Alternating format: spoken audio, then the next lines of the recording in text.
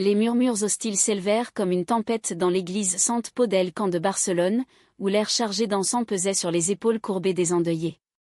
Profiteuse, hurla la sœur d'Adélie, son doigt accusateur pointé vers Eva, qui se tenait immobile près du cercueil, les yeux rougis par des larmes qu'elle refusait de laisser couler.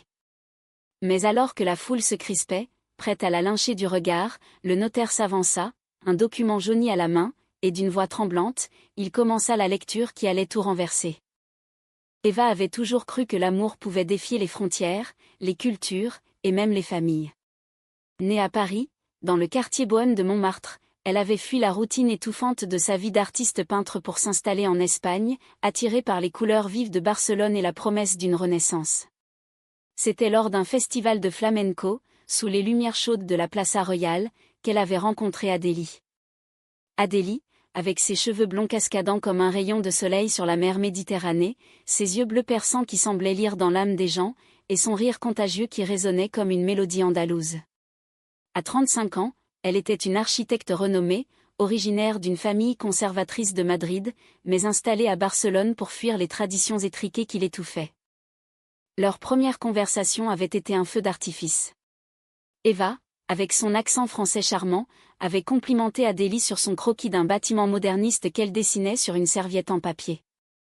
Vous capturez l'essence de Gaudí, mais avec une touche de liberté que lui-même envirait, avait dit Eva, un sourire espiègle aux lèvres.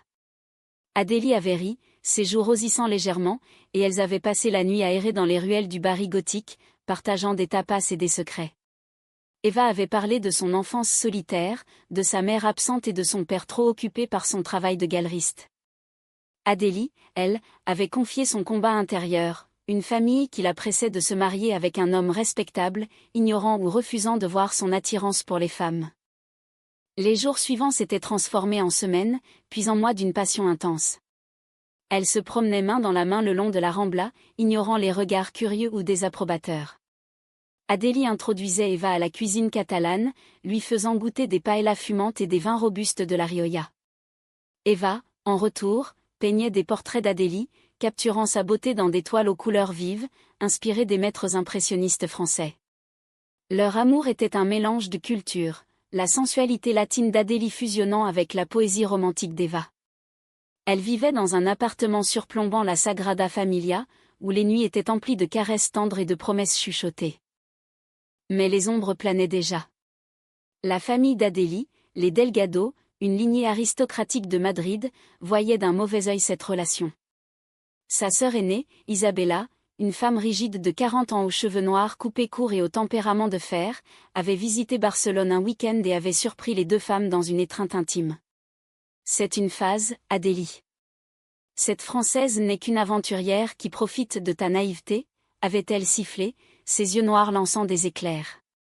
Adélie avait défendu Eva avec ferveur, mais les graines du doute étaient semées.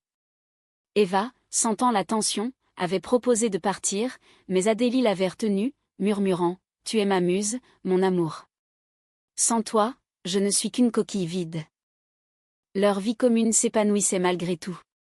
Adélie travaillait sur un projet ambitieux, la restauration d'un palais ancien à Séville, où elle emmenait souvent Eva pour des escapades romantiques. Là, sous les orangers en fleurs, elle se perdait dans des discussions philosophiques, évoquant les écrits de Simone de Beauvoir et les poèmes de Rimbaud, que Eva récitait avec passion. L'amour n'est pas possession, c'est liberté, disait Adélie, ses doigts entrelacés avec ceux d'Eva. Pourtant, une ombre grandissait, Adélie souffrait de migraines récurrentes, qu'elle attribuait au stress. Eva insistait pour qu'elle consulte un médecin, mais Adélie balayait ses inquiétudes d'un baiser. Un soir d'automne, alors que les feuilles des platanes de la Rambla jaunissaient, Adélie confia un secret à Eva. J'ai un ami d'enfance, Carlos, qui me courtise depuis des années. Ma famille le pousse vers moi. Eva sentit un pincement au cœur, mais Adélie la rassura, c'est toi que j'aime. Lui, c'est du passé.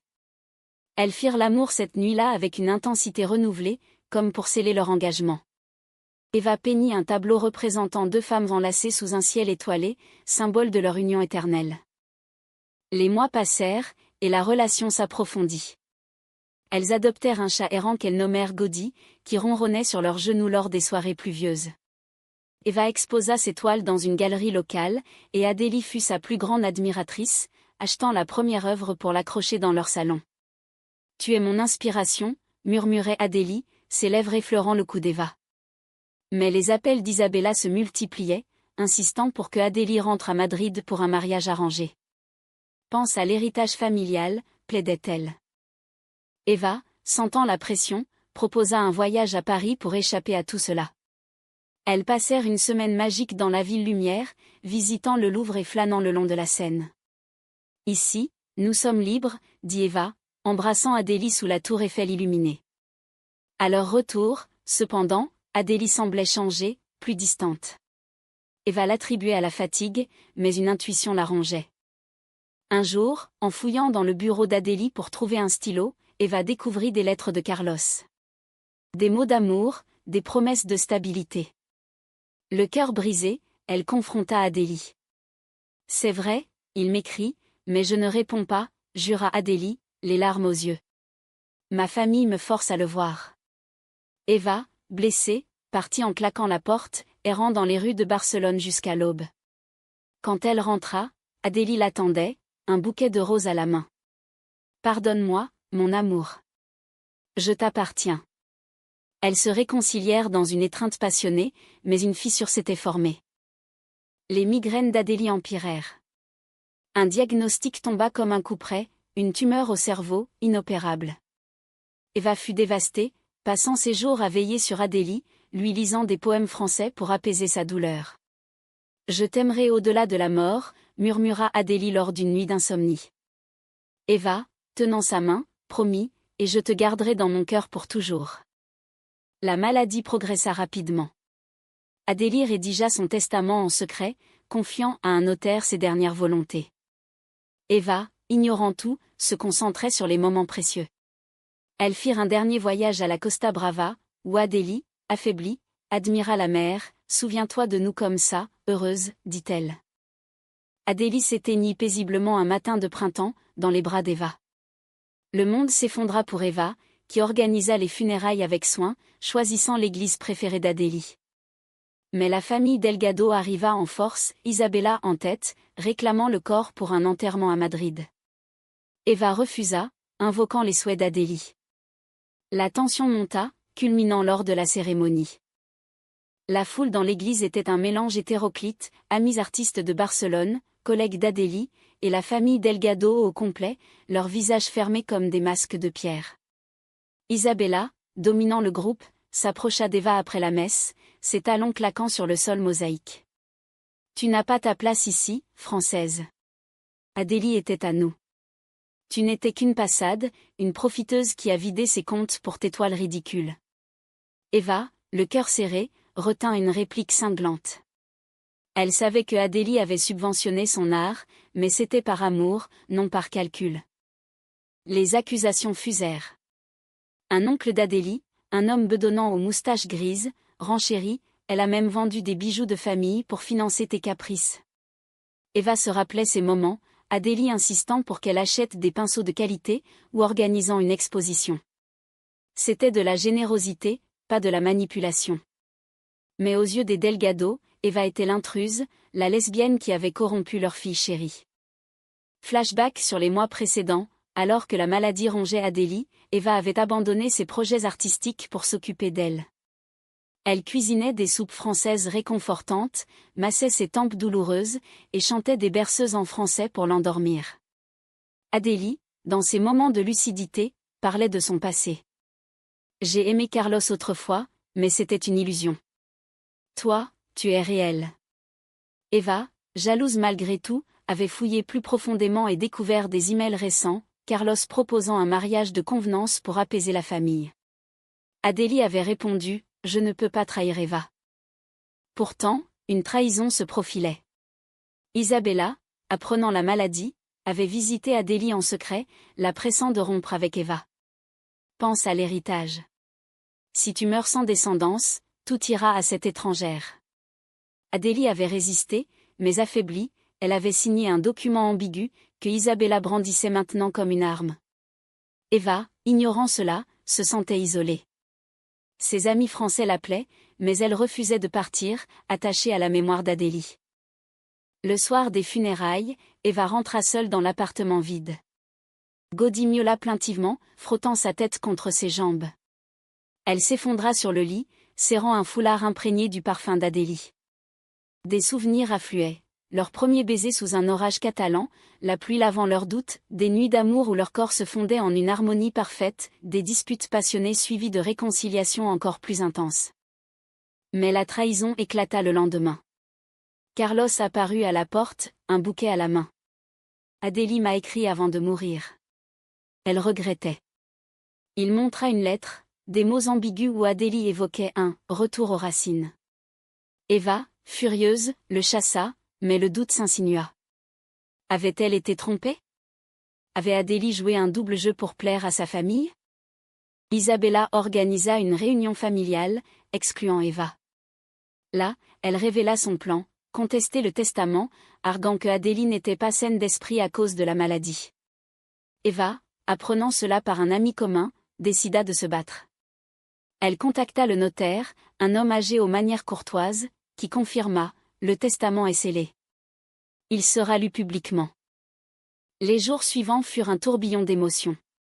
Eva erra dans Barcelone, visitant les lieux chers à leur couple, le parc Güell, où elles avaient pique-niqué, la plage de Barceloneta, où elles s'étaient promises fidélité. Elle peignit frénétiquement, des toiles sombres reflétant sa douleur. Une nuit, elle rêva d'Adélie, « Fais confiance, mon amour. La vérité libérera ». La confrontation avec Carlos culmina lors d'une soirée orageuse. Il revint, insistant, Adélie m'aimait encore. Nous avions un pacte. Eva, les larmes coulant, fouilla les affaires d'Adélie et trouva un journal intime. Les pages révélaient la lutte intérieure d'Adélie, son amour pour Eva, sa peur de décevoir sa famille, et une rencontre secrète avec Carlos où elle avait refusé ses avances. « J'ai faim pour gagner du temps », écrivait-elle.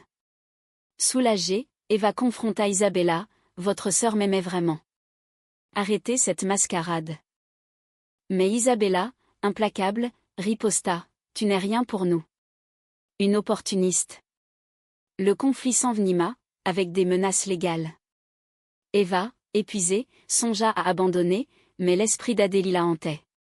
Elle se rappela leur discussion sur l'humanisme, « L'amour transcende les barrières », disait Adélie, inspirée par les philosophes français. Enfin, le jour de la lecture du testament arriva. L'église fut choisie pour sa symbolique, le même lieu où Adélie reposait. La famille s'assembla, tendue. Eva, vêtue de noir, prit place au premier rang, ignorant les regards hostiles. Le notaire, d'une voix solennelle, ouvrit l'enveloppe. Le silence pesait dans l'église comme un voile funèbre, interrompu seulement par le tic-tac distant d'une horloge ancienne. Le notaire ajusta ses lunettes, déroulant le parchemin jauni. Je, Adélie Delgado, saine d'esprit, lègue mes biens comme suit. Les mots résonnèrent, et les premiers legs allèrent à la famille, des propriétés à Madrid pour Isabella, des bijoux pour les nièces. Isabella sourit triomphalement, jetant un regard méprisant à Eva. Mais alors vint la partie cruciale. À ma chère Eva Moreau, mon amour éternel, je lègue mon appartement de Barcelone, ma collection d'art, et la moitié de mon héritage financier. Un murmure choqué parcourut l'assemblée. Isabella bondit, impossible. Elle l'a manipulé. Le notaire poursuivit, imperturbable, Eva, tu as été ma lumière dans l'obscurité. Notre amour, bien que caché aux yeux du monde, était pur et profond. Pardonne les secrets, ils étaient pour te protéger. Les révélations s'enchaînèrent. Adélie confessait dans le testament son orientation sexuelle, affirmant son amour pour Eva comme le plus vrai de sa vie. Elle dénonçait les pressions familiales, révélant comment Isabella avait tenté de la forcer à un mariage avec Carlos pour préserver les apparences. Carlos était un ami, rien de plus. J'ai faim pour apaiser les miens, mais mon cœur t'appartenait, Eva. Eva, les larmes coulant librement, sentit un poids se lever. La trahison apparente n'était qu'une façade. Adélie avait tout planifié, des lettres à Carlos pour gagner du temps, des rencontres secrètes pour détourner les soupçons. Je voulais que tu hérites sans contestation, mais si cela arrive, que la vérité éclate. Le notaire lut une lettre jointe, adressée à la famille, « Acceptez mon choix. L'amour n'a pas de genre. Soyez humains, comme je l'ai appris auprès d'Eva. » Isabella, blême, s'effondra sur un banc. Les autres membres de la famille échangeaient des regards confus. Un cousin, plus ouvert, murmura, « Peut-être avions-nous tort. » Eva, se levant, s'adressa à eux, « Adélie m'aimait, et je l'aimais. Ce n'est pas de l'argent que je voulais, mais sa mémoire. » Carlos, présent dans l'ombre, s'approcha, tête baissée, « Elle m'a tout expliqué. Je suis désolé. » Le haut trao émotionnel culmina quand Eva lut un passage personnel, « Souviens-toi de nos nuits à Séville, de nos rires à Paris. Tu es ma muse, mon âme sœur. Vis pour nous deux. » Les sanglots emplirent l'église. Isabella, brisée, s'approcha d'Eva, « Je ne savais pas, pardonne-moi. » Eva, magnanime, l'étreignit, « Pour Adélie, oui. » Les jours suivants furent un tourbillon de guérison. Eva organisa une exposition posthume des toiles inspirées par Adélie, invitant la famille. Isabella vint, et pour la première fois, elles parlèrent vraiment. « Adélie était heureuse avec toi. Je l'enviais. » Eva partagea des anecdotes, transformant la douleur en souvenirs chaleureux. Pourtant, le deuil persistait. Eva errait seule, mais sentait la présence d'Adélie dans chaque coin de Barcelone. Elle adopta une routine, peindre au lever du soleil, visiter la tombe, écrire des lettres imaginaires. Un soir, elle rencontra une jeune artiste lesbienne en difficulté, et l'aida, honorant l'esprit humaniste d'Adélie. La famille Delgado évolua. Isabella fonda une association pour les droits LGBT en Espagne, en mémoire d'Adélie. Eva y contribua, transformant sa perte en cause. Leur amour, autrefois caché, devint un symbole de résilience. Mais un twist final, en triant les affaires d'Adélie, Eva trouva un enregistrement audio. Adélie, affaiblie, y confessait, « J'ai eu peur, mon amour. Peur de te perdre. Mais sache que chaque battement de mon cœur était pour toi. » Eva l'écouta en boucle, trouvant la paix. Avec le temps, Eva reprit goût à la vie. L'appartement, maintenant sien, devint un sanctuaire d'art et de souvenirs. Elle peignit une série intitulée « Amour éternel », exposée à Paris et Barcelone, où les critiques louèrent sa profondeur émotionnelle. Isabella devint une alliée inattendue, visitant souvent, partageant des histoires d'enfance d'Adélie. Elle était rebelle des petites, racontait-elle, un sourire nostalgique aux lèvres. Eva voyagea, emportant l'esprit d'Adélie partout. À Madrid, elle rencontra la famille élargie, brisant les barrières. Un oncle, autrefois hostile, admit, « Nous étions aveugles. » L'amour est amour. Eva, touchée, offrit un portrait d'Adélie à chacun. Romantiquement, Eva resta fidèle à la mémoire d'Adélie, mais ouvrit son cœur à l'amitié. Elle fonda un atelier pour artistes LGBT, aidant les jeunes à s'exprimer librement. Gaudi, le chat, devint son compagnon fidèle, ronronnant comme un rappel vivant. Le conclusion fut personnellement humain. Un an après, lors d'une cérémonie commémorative, Eva lut un poème qu'elle avait écrit, « Dans les rues de Barcelone, ton ombre danse encore. Notre amour, comme un vin français, s'affine avec le temps. » La famille applaudit, unie dans le deuil transformé en célébration. Eva trouva la sérénité, sachant que leur histoire inspirerait d'autres. L'amour triomphait, non dans un happy end hollywoodien, mais dans une acceptation profonde, humaine. Adélie vivait en elle, éternelle.